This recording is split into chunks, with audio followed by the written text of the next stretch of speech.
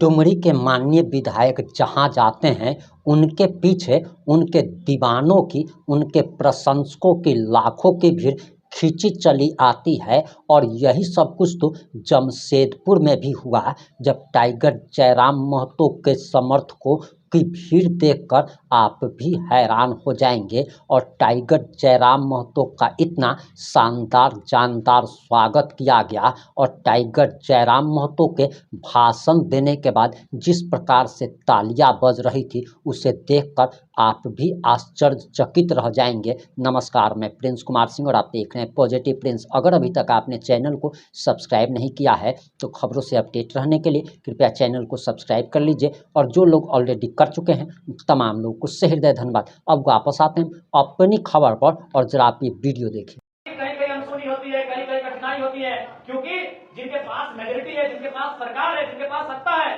वो तय करते हैं कि इस राज्य के लिए पॉलिसी क्या होगी। इसलिए इस राज्य को अगर बदलना है, मैंने बार बार कहा, तो राजनीति को बदलना होगा, सत्ता को बदलना होगा, सत्ता में आना होगा। और सत्ता में अगर आपको आना होगा तो आपको नेता बनाना होगा। और नेता मां के गर्भ से जन्म लेकर नहीं आते हैं। नेता हालात तय करते हैं, नेता परिस्थितियां तय करते हैं, नेता जन आंदोलन तय करते हैं। नेता जब हालात से लड़ते हैं, परिस्थितियों से लड़ते हैं, लोगों के लिए लड़ते हैं, तब कोई नौजवान, तब कोई महान एक नेतृत्व के रूप में उभार लेने का काम करते हैं। तो हमें सत्ता में अगर आना है, उसके झारखंड में तो कम से कम 40 से ज्यादा नेता तैयार करने होंगे, तभी सत्ता में हम लोग आ सकते हैं। सवाल ये कि नेता कहां से तैयार होंगे? ये तो IAS IPS का कंपटीशन नहीं है कि हम किताबों को पढ़ेंगे। हम 6-6 महीना, साल भर, 1.5 साल, 2 साल तैयारी करेंगे। हम दिल्ली में, हम पटना में, हम कोटा राजस्थान में जाकर तैयारी करेंगे। ये IAS IPS की तो तैयारी नहीं है, ये UPSC की तैयारी नहीं है, ये नेता बनने की तैयारी है। तो नेता जनता के बीच से बनते हैं, और जनता के बीच जब आप रहेंगे, जब जनता की समस्याओं के साथ रहेंगे, तब आप निश्चय एक नेता बन के उभार लेंगे। वही हमारा मकसद होना चाहिए। जिस प्रकार एक व्यक्ति के सफल होने में कई व्यक्ति भूमिका का निर्वहन करते हैं, तो आज एक विधायक बनाने में कई लाख लोगों को अपनी भूमिका का निर्वहन करना होगा। इस चीज को भी हमको ध्यान में रखना होगा। क्योंकि हम लोग नया राजनीतिक दल है, तो हम लोग अपेक्षा ये रखते हैं कि हम लोग शायद सभी लोग विधायक हो जाए। तो थोड़ा सा अपनी इच्छाओं को मानना होगा।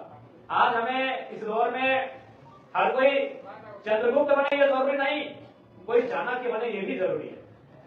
तो आज हमारी सबसे बड़ी समस्या है कि हम लोग हर कोई चाहते हैं कि भाई चुनाव हम ही लड़े, लेकिन आपको भी मालूम है चुनाव लड़ने से ज्यादा चुनाव लड़ाने वालों की संख्या होनी चाहिए।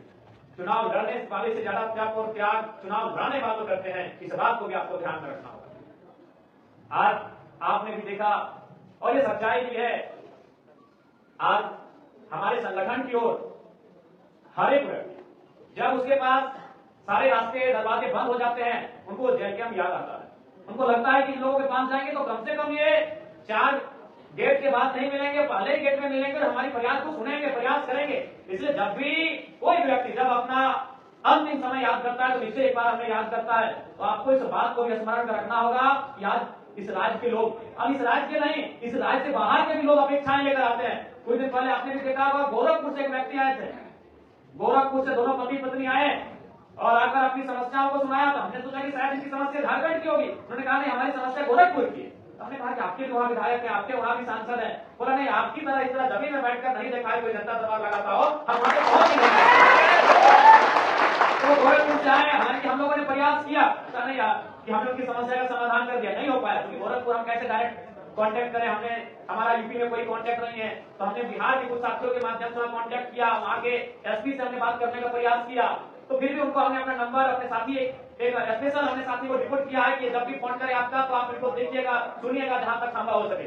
तो ये तो सच्चाई है कि लोग अपेक्षाएं रख रहे हैं, अपेक्षाएं इसलिए रख रहे हैं कि हम लोग अच्छा कर रहे हैं। लेकिन उसके लिए सबसे महत्वपूर्ण है कि आज हमें अपना सांगठनिक रूप से हमें अपने आप को तैयार करना होगा। हमें एकता का अभाव दिखता है। आज ये सच्चाई भी है कि जैसे जमशेदपुर जब हम आते हैं, आपके विधायक जब भी आते हैं, आपके केंद्र अध्यक्ष यानी मैं जब भी आता हूं, आप भारी संख्या में आते हैं, लेकिन जब हमारी उपस्थिति नहीं होती है, आप लोग इतने तैनात नहीं दिखते हैं। ये सच्चाई है, आपको स्वीकार करना होगा। आज अनुशासन की थोड़ी सी कमी दिख रही है। हमने स्कूली जीवन में कहीं सीखा था, पढ़ा था कि एक इंसान को, चाहे वो खेल का मैदान हो, राजनीति का मैदान हो या परीक्षा का मैदान हो, उसके अंदर 3 D का क्वालिटी होना चाहिए, तभी वो सक्सेसफुल हो सकता है। और 3 D से होता है डिटर्मिनेशन, डेडिकेशन, डिसिप्लिन।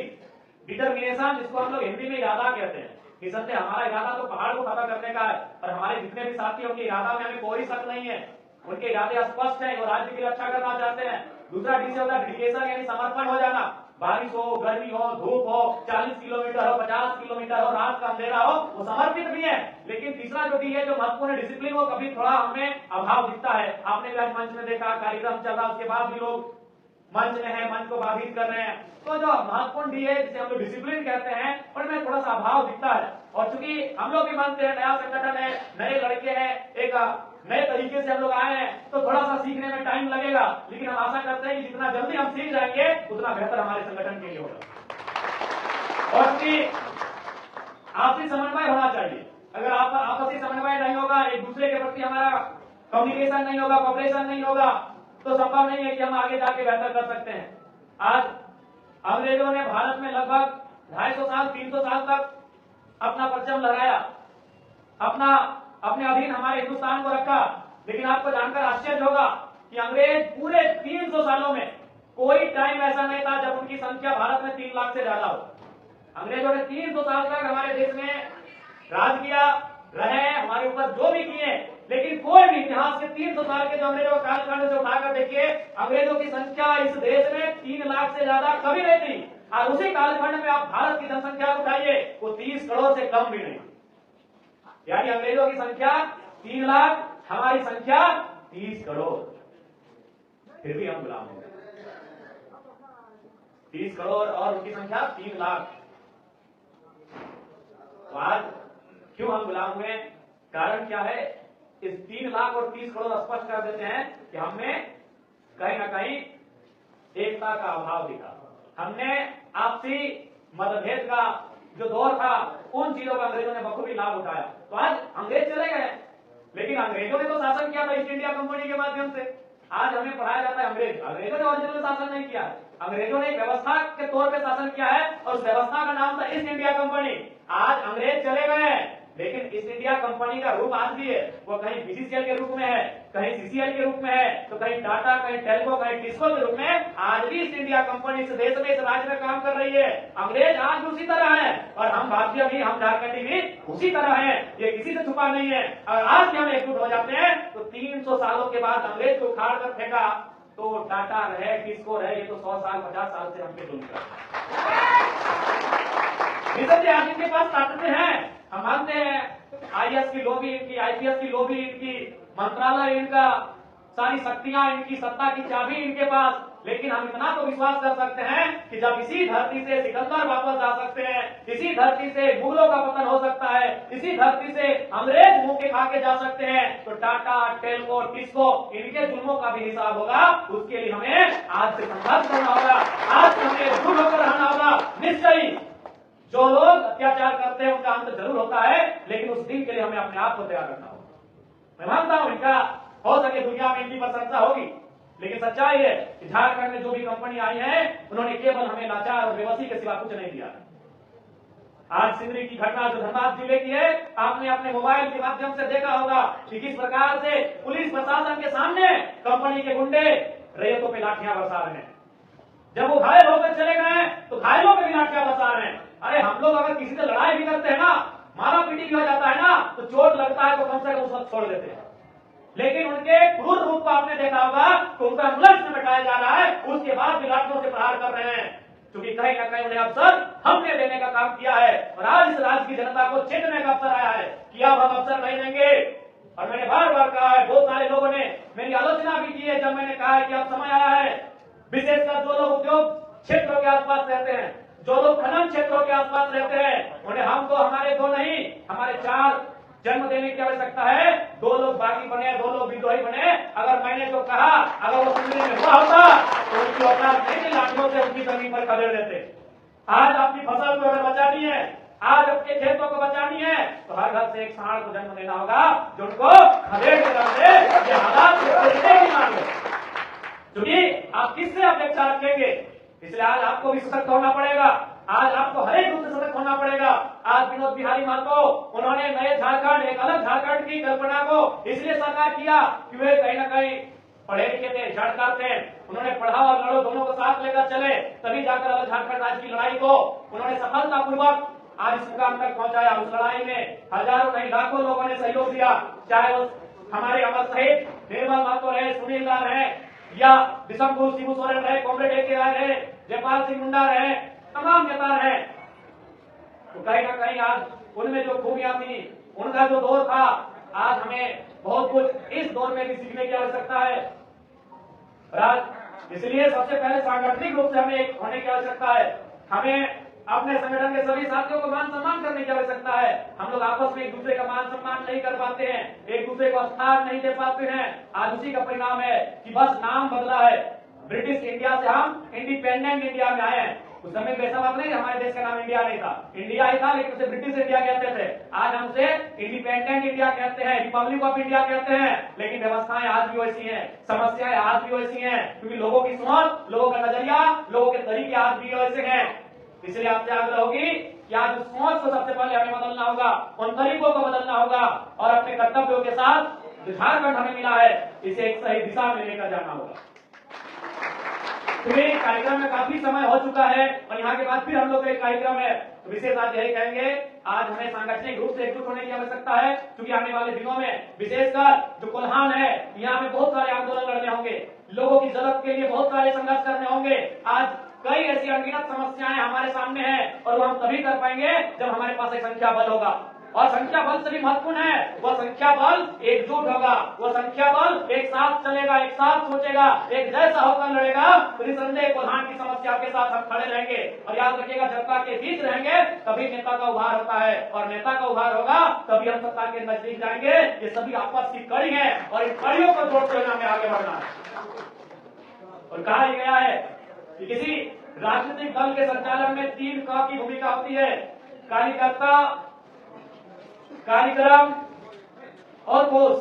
तो निसंदेह हमें कार्यक्रमों के माध्यम से, कार्यकर्ताओं के माध्यम से और कोष, निसंदेह जब कार्यकर्ता होंगे तो आपके पास कोष भी होगा, उनके माध्यम से निसंदेह हम कोल्हान की भूमि में एक नया निखार, एक नया उभार जो हमारे राजनीतिक दल ने लिया है, उसे हम लोग बेहतर होकर लेके जाएंगे। क्या समय का अभाव है, आपसे यही गुजारिश होगी कि लोग बड़ी उम्मीदों के साथ हमारी ओर, इस नए राजनीतिक दल की ओर देख रहे हैं, तो उन्हें निराश ना करें, उन्हें निराश ना करें। क्योंकि क्या पता, क्योंकि याद रखिएगा, कोई भी आंदोलन, कोई भी नई चीज 20-25 साल में एक बार होती है। ये 20-25 साल में जैन के रूप में, जयराम महतो के रूप में 20-25 साल के बाद एक नई चीज आपके बीच आई है। हम ये नहीं कहते कि हम आखिरी हैं, लेकिन इस बात को याद रखिएगा, जब अगली पीढ़ी को मौका मिलेगा तो शायद उस समय 2050 का होगा, और 2050 आते आते हम कितना कुछ खो चुके होंगे इसका हम अंदाजा नहीं लगा सकते हैं। इसलिए हम अगली पीढ़ी का इंतजार क्यों करें, हम नए जनरेशन के पास जब नई चीजें होंगी उसका इंतजार क्यों करें, जब इस जनरेशन में एक नई आवाज, एक नया तरीका, एक नई तरह की राजनीति हम लोग लेकर आए हैं और सफल हो ही रहे हैं, तो हमें आवश्यकता है इसके जनसंचार की, इसे गांव-गांव तक लेकर जाने की, और एक सशक्त राजनीतिक दल में हम अपने दल को कैसे बना पाए, ये हम सभी का कर्तव्य बनता है, ये हम सभी का दायित्व है।